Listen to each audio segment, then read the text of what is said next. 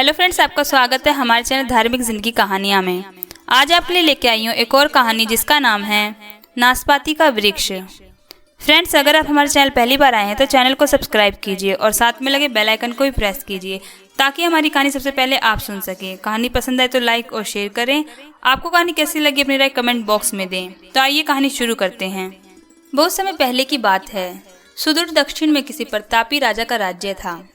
राजा के 3 पुत्र थे।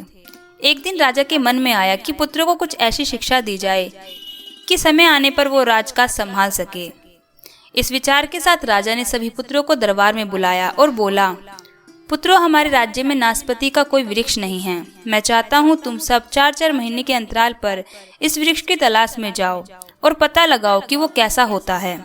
राजा की आज्ञा पाकर तीनों पुत्र बारी बारी से गए और वापस लौट आए। सभी पुत्रों के लौट आने पर राजा ने पुनः सभी को दरबार में बुलाया और उस पेड़ के बारे में बताने को कहा। पहला पुत्र बोला, पिताजी, ये पेड़ तो बिल्कुल टेढ़ा मेढ़ा और सूखा हुआ था। नहीं नहीं, वो तो बिल्कुल हरा भरा था, लेकिन शायद उसमें कुछ कमी थी क्योंकि उस पर एक भी फल नहीं लगा था। दूसरे पुत्र ने पहले को बीच में ही रोकते हुए कहा। फिर तीसरा पुत्र बोला, भैया, लगता है आप भी कोई गलत पेड़ देख आए हो, क्योंकि मैंने सचमुच में नाशपाती का पेड़ देखा।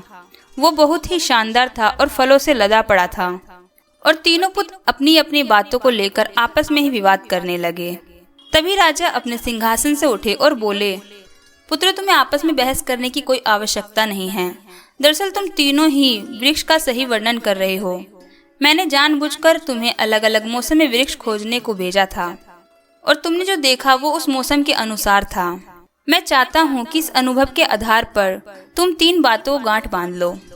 पहली बात, किसी चीज के बारे में सही और पूर्ण जानकारी चाहिए तो तुम्हें उसे लंबे समय तक देखना परखना चाहिए, फिर चाहे वो कोई व्यवसाय, विषय, वस्तु हो या फिर कोई व्यक्ति ही क्यों ना हो।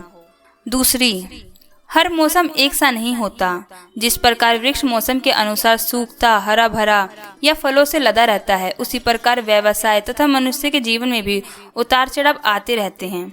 अतः अगर तुम कभी भी बुरे दौर से गुजर रहे हो तो अपनी हिम्मत और धैर्य बनाए रखो, समय अवश्य बदलता है। और तीसरी बात, अपनी बात को ही सही मानकर उस पर अड़े मत रहो।